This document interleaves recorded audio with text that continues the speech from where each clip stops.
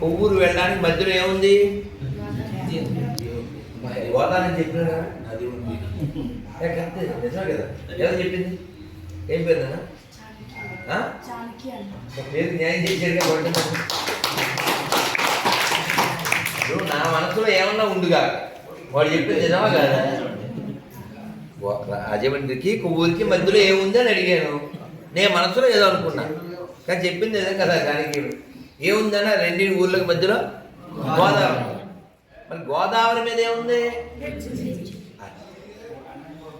ఇప్పుడు దైవానికి మనకి మధ్యలో బ్రిడ్జ్ ఏంటి? శరీరం. ఇది ఉంటేనే కదా అవతల పక్కకి వెళ్ళగలం. కొన్ని మంత్రం చెప్పుకున్నాక విషయంలోకి వెళ్దాను. అసలు ఇవాళ నా శక్తి అంతా వీళ్ళకి ఇవ్వాలి, కానీ దుర్మార్గం ఎవరెవరో కొంత వాడేశారు నా శక్తిని, లాక్కున్నారు. ఏం చేయాలి? ఎవరిని మనం ఏమనలేం కదా. నాకు చాలా సంతోషం ఉన్నాను పిల్లలతో, అందులో మీలాంటి జ్ఞాన మార్గోపదేశకంగా ఉండడానికి జీవితాన్ని పరంగా పెట్టిన మీలాంటి విద్యార్థులతో మాట్లాడడం నాకు ఇంకా చాలా చాలా సంతోషం. ముందు మంత్రం చెప్పుకుని మన విషయాలకు వెళ్దాం. ఓం నమో భగవతే వాసుదేవాయ. ఓం నమో భగవతే వాసుదేవాయ. ఓం నమో భగవతే వాసుదేవాయ. ఓం నమో భగవతే వాసుదేవాయ. ఓం నమో భగవతే వాసుదేవాయ. ఓం నమో భగవతే వాసుదేవాయ. నారాయణం నమస్కృత్యం నరం చైవ నరోత్తమం దేవీం సరస్వతిం వ్యాసం తతో జయాధీరయే కష్టప్రాయేషు అభద్రేషు నిత్యం భాగవత సేవయా భగవతి ఉత్తమ శ్లోకే భక్తిర్భవతి నైష్ఠికీ. హే కృష్ణ కరుణా సింధో దీనబంధో జగత్పతే గోపేశ గోపికాకాంత రాధాకాంత నమోస్తుతే తప్త కాంచన గౌరాంగి రాధే బృందావనేశ్వరి వృషభాను తే దేవి ప్రణమామి. హరిప్రియే హరే కృష్ణ హరే కృష్ణ కృష్ణ కృష్ణ హరే హరే హరే రామ హరే రామ రామ రామ హరే హరే. గాయత్రి మాతా की, వేద మాతా की, భూమాతా की, గోమాతా की, बोलो गणेश महाराज की, श्री गोदावरी माई की, नमः पार्वती पतये हर हर महादेव. పిల్లలు చాలా సంతోషమైన. మరి మనందరం మానవ జీవితం పొందినందుకు సార్థకం చేసుకోవాలి అనేటువంటి విషయం మనకి తెలిసి ఉండాలి. దానికోసం ప్రయత్నం చేయాలి. కేవలం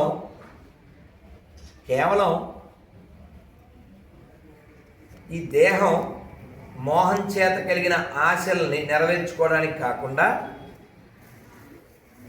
ఇవ్వబడిన వారు ఎవరు, ఇచ్చిన ఉద్దేశం ఏమిటి, ఇది మనకి తెలియాలి. అలా తెలియకపోతే త్యాగరాజ స్వామి వారు చెప్పినట్లే, ఎంత నేర్చినా ఎంత జోచినా ఎంత వారలైనా కాంతదాసులే. కాంత అంటే ప్రకృతి కాంత అని అర్థం. కేవలం మాంసమయమైనటువంటి దేహం కలిగిన స్త్రీ అని మాత్రం కాదు. మనకి ఎన్ని ఇంద్రియాలు ఉన్నాయి? రోహిత్ పక్కన ఉన్న అబ్బాయి ఎవరు? ఏం పేరునా? వీరన్. నువ్వు చెప్తావా 5 ఇంద్రియాలు ఏమిటో? పోనీ ఎవరు చెప్తారు? చేయొద్దని. 5 ఇంద్రియాలు ఏమిటి చెప్పురా. తప్పు వచ్చినా బాగా చెప్పు. కళ్ళు, ముక్కు, నోరు, చెప్పు. ఇంకోటి త్వక్, అదే చర్మం. మామూలు సామాన్య పరిభాషలో తొక్క తీసేస్తా అంటుంటారా? సంస్కృతంలో త్వక్కే మామూలు వాడు తొక్కే. తిట్టు కాలేదు. చాలామందికి తెలియక ఆ పదాలను అలా పోడి చేశారు. బొంగు భోషాణం అనేస్తారు. భోషాణం అంటే డబ్బులు బంగారం దాచుకునేటువంటి ఒక ఇనుప బాక్స్. బొంగులంటే మన చివరి యాత్రలో వాడేవి. కాశీ ఎంతమంది వెళ్ళారు నాయన? ధన్యజీవులు. కాశీలో శివుడు చాలా పేర్లతో ఉంటాడుగా. మొన్న కూడా 10 రోజులు ఉండొచ్చాం. మా దువ జగన్నాథం గారి పుణ్యం అని. కాశీలో ముఖ్యమైన ఘాట్ పేరేంటి? మణికర్ణిక. ఈ మణికర్ణిక దగ్గర పడవ దిగి వస్తుంటే నాతో ఉన్న స్వామి, అది అవల ప్రభు ఒక్కసారి రెండు ఈ దీనికి అంతటికి ఈయనే బాసు అని దిగమన్నాడు. దిగాం శ్మశానేశ్వరు. నేను ఇన్నిసార్లు వెళ్ళాను. మామూలుగా మన తారకేశ్వరుడు తెలుసు, తెలియదు. నేను దిగాను. సరే, గంగా ప్రభావం వలన ఆయన కొంత ములిగారు. అయితే మీరు బాగా వినండి పిల్లలు. నేను దిగానా, ఈ శ్మశానేశ్వరుడు ఉండేదే శ్మశానంలో కదా, రుద్రభూమి. అక్కడ శవం కాలుతుంది. ఎంత దూరం? అంతే దూరం. నేను అలా 4 మెట్లేమో దిగేసరికి అది జుట్టు కాలిపోయి కొంచెం మిగిలింది. నిలబెట్టిన బూడిద గుమ్మడికాయ ఎలా ఉంటుందో అలా. వీడియో తీసాం. వీళ్ళ దయ ఎక్కడుందో తెలియదు. వీడియో తీయగలం కానీ అప్లోడ్ మేము ఏం చేయం. బూడిద గుమ్మడికాయ తెలుసుగా. ఆ బూడిద గుమ్మడికాయ తెల్లగా ఉంటుంది. అతని తల జుట్టు పోవడం వల్ల అలా ఉంది. జుట్టు కాలిపోతుంది, తర్వాత పుర్రె పేలిపోతుంది. ఈ బూడిద గంగలో కలిపితే తేలిపోతుంది, తర్వాత కొట్టుకుపోతుంది. దీనికి మనం ఏవేవో రాస్తూ ఉంటాం. మనమంటే మనమని కాదు. మనం చక్కగా కదా ఈ పుండ్రంలో పెడుతుంటాం అంతే. చాలామంది ట్యాక్సులు కట్టమని యాక్సులు ఏవి కొడుతూ ఉంటారు. యాక్స్ అనగా సెంట్రల్ అంటాం. అది కంపెనీ. దీని మీద మోహం చేత ఏవేవో రాస్తూ, ఏవేవో చేస్తూ, ఏవేవో చూస్తూ ఉంటారు. నేను ఒక శంకర జయంతి కాశీలో ఉన్నప్పుడు పడవలో వెళ్ళి మణికర్ణిక దగ్గర, అంటే ఇట్టించి కాకుండా అట్టించి వెళ్ళాం. ఆ మణికర్ణికకి అలా తగలబడుతూ ఉంటాయి. మణికర్ణిక స్పెషల్ ఏమిటి? ఇంకెప్పుడు జ్వలిస్తూనే ఉంటుంది. రాత్రి లేదు, పగలలేదు, జ్వలిస్తూ ఉంటుంది. అలా మేము పడవలో నిలబడి ఇదిగో మరో శవం వచ్చింది చూడండి అంటున్నాను. అదిగో ఈ శవం కాలుతుంది, ఇదిగో ఇది కలిసిపోతుంది గంగలో అని నా శైలిలో చెబుతూ, ఆ చెయ్యి ఎన్ని తిన్నదో, ఆ చేతితో ఏ పనులు చేసిందో, ఆ పాదాలు ఎన్ని చోట్లకి తిరిగాయో, ఆ నోరు ఏమేమి వాగిందో, ఏమేమి తాగిందో. ఇప్పుడు చూడండి, ఈ కట్టెలు పేర్చారు, అదిగో దానిపైన తైలధార వేశారు, అదిగో కర్పూరం పెట్టారు, అదిగో నిప్పు ముట్టించారు. ఈ మంటలు భగభగలాడుతూ పైకి లేస్తున్నాయి. అన్ని తిన్న చెయ్యి కాలిపోతుంది, కిందకి వాలిపోతుంది. ఆ పుర్రె పేలిపోతుంది అని ఈ శైలిలో చెప్పాను. తర్వాత అయిపోయిన 2 నెలలకి ఎప్పుడో ఒకరింటికి భోజనానికి వెళ్ళారు విజయవాడ. ఆవిడ ఏమన్నారంటే, గురువు గారు మీరు అలా చెప్తుంటే నన్నే తగలెట్టేస్తున్నారు. ఆ శైలిలో చెప్పి మనందరికీ భయం ఎందుకు వస్తుంది చెప్పండి? భయం కలగడానికి కారణం ఏంటి? ఎవరు చెప్తారు? అది సరే, అది మంచి భయం. అసలు భయం కలగడానికి కారణం ఇది శరీరం. ఇది ఉంది కదా, దీనికి ఏమన్నా అవుతుందేమో అని భయం. కాకిని ఎప్పుడైనా ప్రశాంతంగా చూసారా?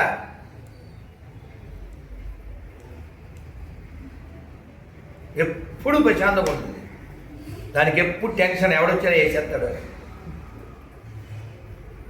అలా జంతుజాలం అంతా ఎప్పుడూ భయంతోనే జీవిస్తుంది. దేహమే నేను అని.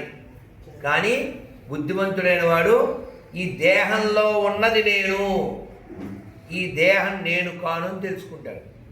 అలా తెలుసుకుంటేనే గురువుల యొక్క కంఠశ్వాసకి ఒక లాభం, ఒక ప్రయోజనం. కేవలం వాక్కులు మాత్రమే ఉండి ఆచరణ లేకపోతే తర్వాత తరాలకి మనం నష్టం చేసిన వాళ్ళు అవుతాం. నాన్న మాట్లాడకండి నాన్న ప్లీజ్. ఒక వేదం చదువుకునే 2 అన్నదమ్ములు ఉన్నారు. వాళ్ళ అన్నయ్య పుట్టినప్పటి నుంచి ఏ మాటలు మాట్లాడు. ఎవరే అడిగినా విశ్వం అంటాడంతే. ఏం మాట్లాడు. ఎలా తిన్నావా? విశ్వం అంటాడంతే. పెద్దోడు అయిపోయాడు. మరి ఈ ఒక్క పదమే మాట్లాడితే వాడికి వేదం నేర్పించలేరు కదా. తమ్ముళ్ళకి నేర్పించారు. తమ్ముళ్ళు మంచి స్థితిలో ఉన్నారు. ఊళ్ళో అందరూ పిలుస్తున్నారు. పెళ్ళిళ్ళని మనం ఉన్నట్టే వచ్చిన వాళ్ళు ఉండరుగా. మా అన్నయ్య అనుకున్నారు. వాళ్ళు అనుకోవాలని ఏముంది? మా బావగారు కొప్పు నిప్పులు పుట్టి మా మొగుళ్ళు సంపాదిస్తున్నారు, బావగారు ఒకడే తింటున్నారు, ఏవేవో మాటలు. వాళ్ళ అమ్మ బాధగా వస్తుంది. అమ్మంది ఎందుకురా వాళ్ళు మాట్లాడుతున్నారు, నువ్వు వెళ్ళిపోరా ఎక్కడికైనా అంది. సాత్గురు గారు చెప్పింది. అంటే ఈ పిల్లవాడు వెళ్ళిపోవాలి కానీ ఏమన్నాడు? మనమైతే ఎందుకు వెళ్ళాలంట. ఆయన ఏమన్నా ఇది పట్టుకోవాలి. మీకు మీరే జరగలేదు. ఇది కావాలి, ఇలా పట్టుకోవాలి. వేస్తాం అని వెళ్ళిపోయాడా. రోజులు గడిచిపోయింది. ఇల్లు ఎలా నడుస్తుంది? ఈ వేదం చెప్పే 2 అన్నదమ్ముల వల్ల వీళ్ళకి నోరు పడిపోయింది. ఏం రావట్లే. ఎవరు పిలుస్తారు? ఇల్లు కష్టమైపోయింది, చాలా కష్టం. గాలవుడని ఓ మహర్షి వెళ్తున్నారు. తల్లి కదండి బాధ. స్వామి ఒక్కసారి మా ఇంటికి రండి అని పిలిచింది. ఇలా బోర్ని ఏడ్చింది. అమ్మ ఏమన్నా జరిగిందా అని అడిగారు. ఇలాగండి అని ఫ్లాష్ బ్యాక్. అయితే మరి వాట్సాప్ గ్రూపులో అవి పెట్టండి, రైల్వే స్టేషన్లో అక్కడ పోస్టర్లు అందించండి, కనబట్టు లేదని రాస్తారుగా. అంటే అలా అని కాదు, సరదాగా చెప్పాను నేను. అప్పటి కాలంలో మరి వాల్ పోస్టర్లు ఇవి లేవు కుదిరా. వెతకమన్నారు, వెతికాడు. ఈ పిల్లోడు దొరికాడు. ఎవరు? వీళ్ళు పెద్ద అబ్బాయి. లోపలికి వచ్చే ముందు ఏమన్నాడు? అది పట్టుకోవాలి. నీకు అవసరమైతే పిలుస్తారా? అసలు ఏం లేవు. వెళ్ళిపోమన్నప్పుడు ఏమన్నాడు? రమ్మన్నప్పుడు ఏమన్నాడు? ఇలా ఇది పట్టడానికి కారణం ఆయన గత జన్మల పుణ్యబలం. విష్ణు సహస్రనామంలో మొట్టమొదటి పదం ఏమిటి? అది. అలా 1000 నామాలు పట్టకపోయినా అందులో ఒక్కటైనా మనకి పట్టాలి. అన్నమయ్య తెలుసు కదా. అన్నమయ్య ఎన్ని కీర్తనలు రాశారు తెలుసా? చెప్పచ్చు, తప్పు వచ్చినా చెప్పండి. కాదు కన్నయ్య, ఎవరైనా చెప్పండి నాన్న, తప్పైనా చెప్పండి, సూరిబాబు గారు ఎవరైనా చెప్పండి. మీతో ముచ్చటించాలని కొద్ది నుంచి అలా ఉన్నాను, కానీ సమయం ఇప్పుడైంది. మీరు అన్నిదా భావించకూడదు. ఇక్కడ ఉన్న పెద్దలు కర్తవ్యం. చాలా పరుగులు పెడితేనే ఇప్పటికి వచ్చాం. ఆ పరుగులు లేకపోతే వాళ్ళంటే పెరుగు కూడా ఉండదు నాకు. చెప్పండి, ఎన్ని పాతిక దగ్గరికి వచ్చిందిగా. దొరికినాయి 14,000 మొత్తం. అదేంటి అదన్నమాట. 32,000 సంకీర్తనలు వారు రచించారు. సరే, మనం తిట్టకూడదు. కొందరిని రాగి రేకుల మీద రాయించారు. ఒక్కోటి 5-10 కేజీలు ఉండే రాగి రేకులు. ఇంకా శాంపిల్స్ ఉన్నాయి. తిట్టకూడదు, చాలా బాధ. నేను వీడియోలో కూడా చెప్పాను. నాతో ఒక సంస్కృత విద్యార్థి చెప్పాడు, రాగి బిందెల మీద అక్షరాలు ఉన్నాయి, ఏంటో అనుకున్నాను గురువుగారు అన్నాడు. అర్థం కాలే, కరిగించేసి బిందెలు చేసేసుకున్నా. చాలా పెయిన్ఫుల్. కానీ ఉన్న మనం రక్షించుకొని వాటి అర్థాన్ని పరమార్థాన్ని తెలుసుకోవాలి కదా. అందులో ఒక కీర్తన ఏమిటంటే, అన్నమయ్య స్వామివారితో చెప్పారు, ఒక్క సంకీర్తనే చాలు వద్దికై మము రక్షింపగా, తక్కినవి ఈ బండారాన దాగి ఉండని. వెక్కసమగుని నామము, వెక్కసమగుని నామము, వెల సులభము ఫలమధికము, దిక్కై మమ్మేలితివి నివినిక తీరని నా ధనమయ్యా. దాచుకో దాచుకో నీ పాదాలకు తగనే చేసిన పూజలివి హరి. స్వామి, ఈ 31,999 కీర్తనలు ఇందులో దాచే ఒక్క సంకీర్తన చాలు మమ్మల్ని ఉద్ధరిస్తుంది అన్నాడు. ఎందువలన? నీ నామం సులభంగా దొరుకుతుంది.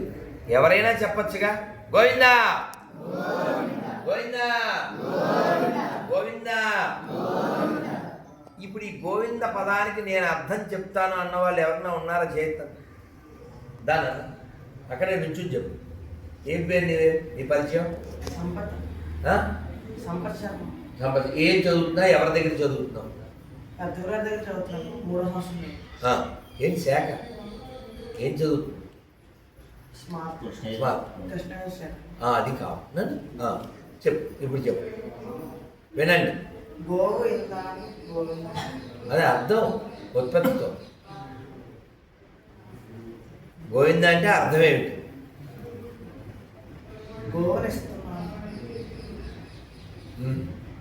సామాన్య అర్థం కాదు నాన్న, సంస్కృత అర్థం. మిమ్మల్ని మొదట్లో ప్రశ్న అడిగారు, ఇక్కడ చెప్పారు. ఏం పేరు నీ పేరు?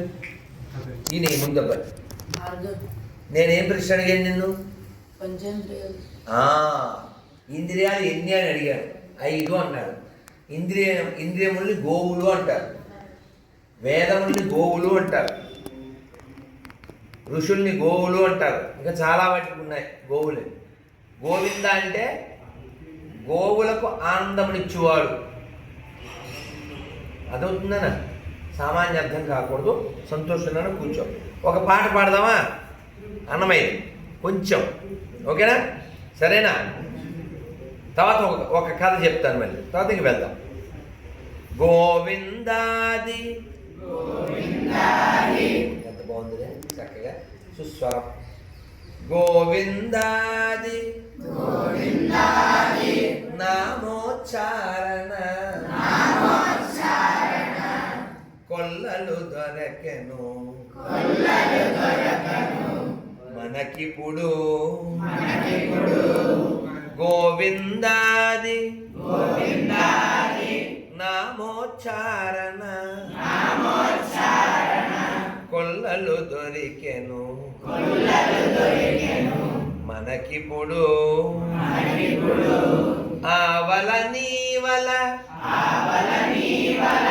నొరగుమ్మలుగా ఆడుదమీతని పాడుదము గోవిందాది నామోచ్చారణ కొల్లలు దొరకెను మనకిప్పుడు చాటెద సకల వేదములు పాలించిన హరి పరమమణి చాటెద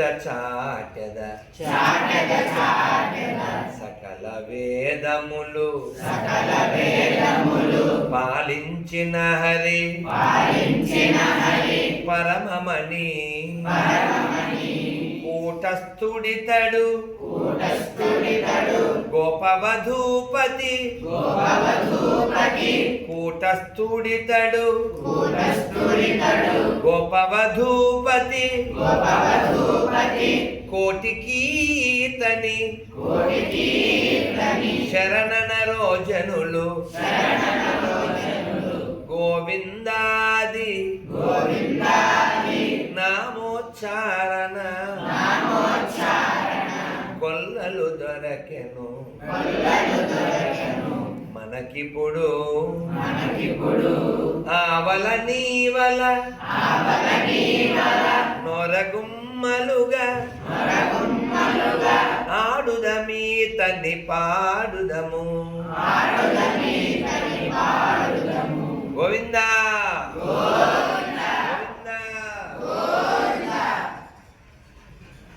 ఈ గోవింద అనే పదం ఎవరిని ఉద్దేశించి చెబుదాం? వెంకటేశ్వరుడు కదా. కానీ వెంకటేశ్వర ముందా కృష్ణుడు ముందా? కృష్ణుడే కదా. మరి కృష్ణుడికి గోవింద అని బిరుదు ఎవరిచ్చారు?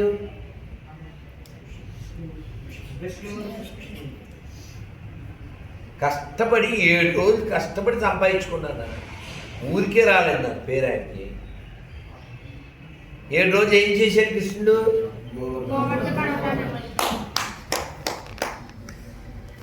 చిన్న ముక్క మళ్ళీ చెప్పకుండా ఉండలేను, మీరు మంచి పిల్లలు కదా. చెప్పనా?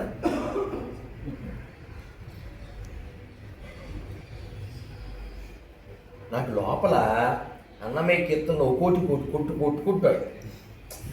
ఏ చిన్న పదం ఏది విన్నా ఒక కీర్తన వచ్చేస్తుంది. అందువలన దశావతార లోపలికి వచ్చేస్తాయి, ఇది వచ్చేస్తుంది, ఇంకో కీర్తన లోపలికి వచ్చేసి అన్నీ లోపల క్లాసు బయట క్లాసు. నేను చెప్పాలనుకున్నది ఏంటంటే లోపల దశావతారాలు తిరిగి వస్తుంది, ఇది బయటకు రావచ్చు.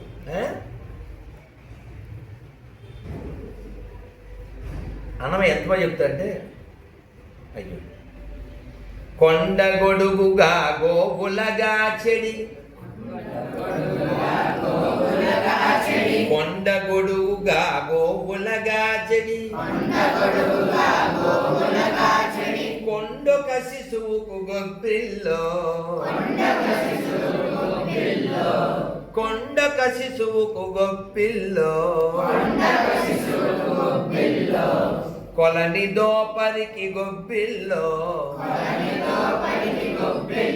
యదుకుల స్వామికి నీ గొప్పిల్లో, కొలని దోపరికి గొప్పిల్లో, యదుకుల స్వామికి నీ గొప్పిల్లో, కొండ గొడుగుగా గోవులగాచిన, కొండ గొడుగుగా గోవులగాచిన, కొండుక శిశువుకు గొప్పిల్లో, కొలని దోపరికి గొప్పిల్లో ఎదుకుల స్వామికి నీ గొప్పిల్లో. ఇప్పుడు కొండ ఎవరెత్తారు? కృష్ణుడు ఎత్తాడు. ఎలా ఎత్తాడంట? నిజమే. ఆ కొండను ఎలా ఫీల్ అయ్యి ఎత్తాడంట? ఏ గొడుగంట? కొండ గొడుగుగా గోములగా మామూలు గొడుగు కాదంట. ఇప్పుడు ఒక 3 ఏళ్ల పిల్లోడిని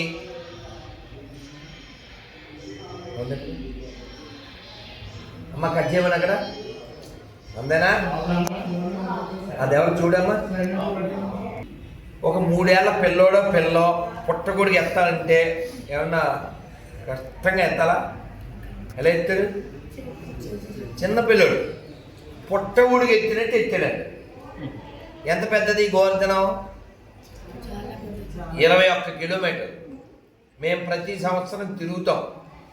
మేమేదో చెప్పులు లేకుండా కాళ్ళతో తిరుగుతాం. కానీ పుణ్యాత్ములు మహాత్ములు మాత్రం ఇది రాయి అనుకో, సాష్టాంగం చేసి అక్కడ పెడతాడు ఈ రాయి. ఈ కాయ ఉన్న చోట పాదాలు పెట్టి మళ్ళీ ఇంకో సాష్టాంగం. అలా 21 కిలోమీటర్. అది ఒక లెవెల్. ఇక్కడే 108 రాళ్ళు తీసుకుని ఇక్కడే 108 సాష్టాంగాలు. ఇంకొకరు ఇక్కడే 256 సాష్టాంగాలు. ఇక్కడే 1008 సాష్టాంగాలు. ఇంకెప్పుడు అవుతాయినా? ఒక మనిషి రోజులో 1000 సాష్టాంగాలు చేస్తే ఒళ్ళు ఏమైపోద్ది? చపాతీ పిండి అయిపోదా? ఇంకో నియమం ఏమిటంటే వాళ్ళు వెనక్కి వెళ్ళకూడదు, అలా ముందుకే వెళ్ళాలి. కాబట్టి అక్కడే ఎక్కడో పడుకుంటారు, కాలకృత్యాలు తెచ్చుకుంటారు, ఎవరో రోటీయో ఏదో ఒకటి ఇస్తారు, అలా వెళ్ళిపోతారు. అలాగా ఆ దుమ్ము వ్రజ ధూళిలో వారి ఒళ్ళంతా తడిసిపోతూ ఉంటుంది. వారు అలా మమేకం అయిపోతుంటారు. అందువలన మన యొక్క చదువుకి సార్థకత ముక్తి. ముక్తికి మార్గం భక్తి. అలా పొందింపజేసేటువంటిదే వేదం. ఆ వేదం వల్ల వచ్చేది శక్తి. అందువలన మీరు అందరికంటే భాగ్యవంతులు. అవునా కదా? ఎందుకని ఇందాక చెప్పారా? వేదం అపౌరుషేయం. ఇంద్రియాలు 5 కదా. మరి విద్యార్థికి ఉండవలసిన లక్షణాలు ఎన్ని? 5. ఆ శ్లోకం తెలుసుగా పిల్లలకి?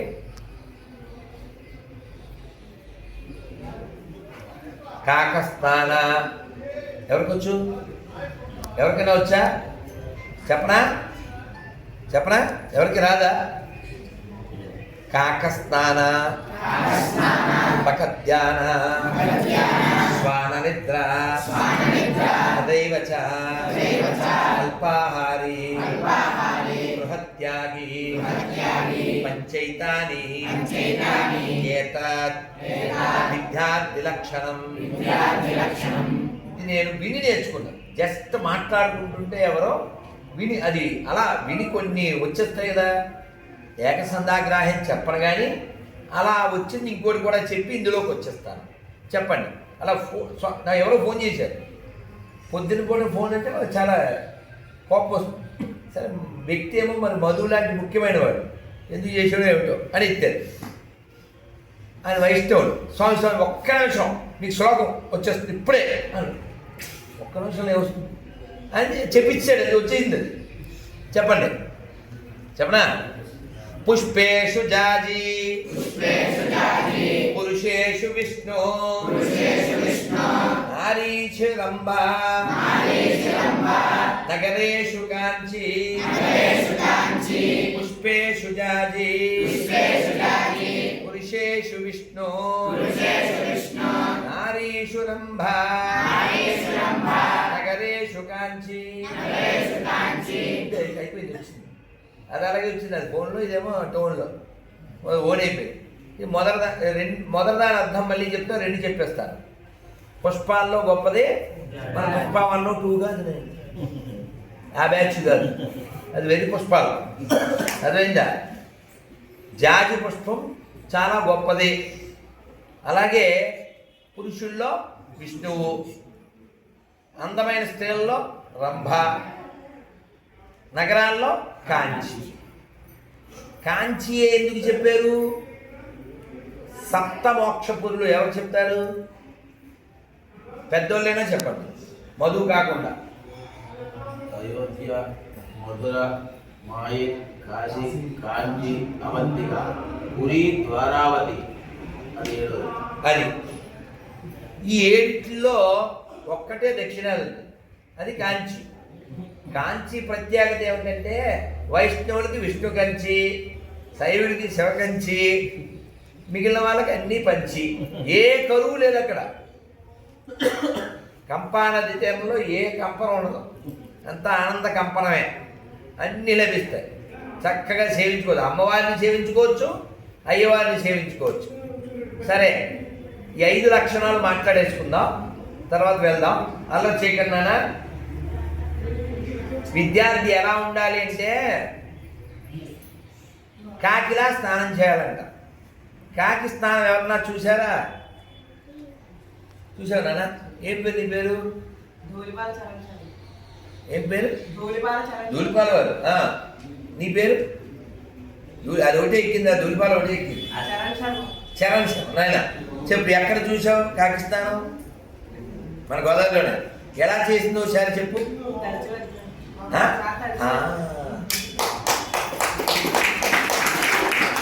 అదండి, ఇదిగో ఇలా వచ్చి పిల్లలు ఇలా వచ్చి అలా ములిగి ఇలా దులిపి వెళ్ళిపోతుంది. కాక స్నానం అలా తక్కువ స్నానం చేయాలంట. అది ఇక్కడ అద్దం ముందు నిలబడి శుభ్రంగా ఉండద్దని కాదు, ఇదే పనిగా ఉండకూడదు. గిన్నెలు, కొబ్బరి పీచు అలాంటి టైపులో ఉండకుండా త్వరగా త్వర త్వర. అందుకే శాస్త్రం ఏం చెప్పింది?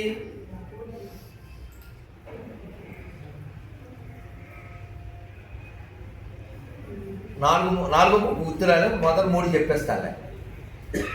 అదేమిటంటే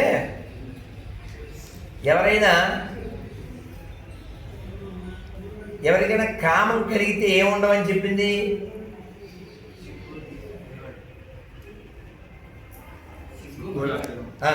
దాని సంస్కృతంలో చెప్పు. అలాగే కామాతురాణం నా భయం నా లక్ష్య, విద్యాతురాణం నా సుఖం. అంటే ఇది దేనికి సంబంధించిందో అక్కడ శ్లోకానికి రిలేట్ చేస్తున్నారు. మొదటిది స్నానం. స్నానం చేయకపోతే ఏ చేయలేం కదా, గాయత్రి చేయలేం కదా. అవునా? సంధ్య. సంధ్య లేకపోతే ఇంకేముందన్న? వింధ్య దాటి ఆయన వచ్చిందానికి ఉపకారం ఏముంది చెప్పు. ఎవరు వచ్చారా వింధ్య దాటి? ఎవరైనా చెప్పు. రోహిత్ ఎలా చెప్పు. నిన్న మీరు వివి వినాయక్ పేరు విన్నారుగా, డైరెక్టర్. వాళ్ళ ఇంట్లో ఉన్నాను. ఆయనతో మాట్లాడుతూ, ఏమండి మీరు చాలా సినిమాలు తీశారు, బద్రీనాథ్ లాంటి సినిమా కూడా తీశారు, కానీ ఈ దక్షిణాది ముఖ్యంగా గోదావరి తీరం ఇంత గొప్పదవడానికి కారణంలో అగస్త్యుడు చాలా కృషి ఉంది. గంగను వదిలి గోదావరికి వచ్చాడు, అందుకని మీరు అగస్త్య 2092 ఏదో పేరు పెట్టి అగస్త్యుడు గొప్పతనం అని చెబుతూ సినిమా తీయండి అని చెప్పారు. శ్రీ అగస్త్య మహర్షికి. సరే, ఇప్పుడు మన విషయంలోకి వద్దాం. కాక స్నానం, తర్వాత బక ధ్యానం. బకం అంటే ఏమిటి? కొంగ. కొంగ ఎలా ధ్యానం చేస్తుంది?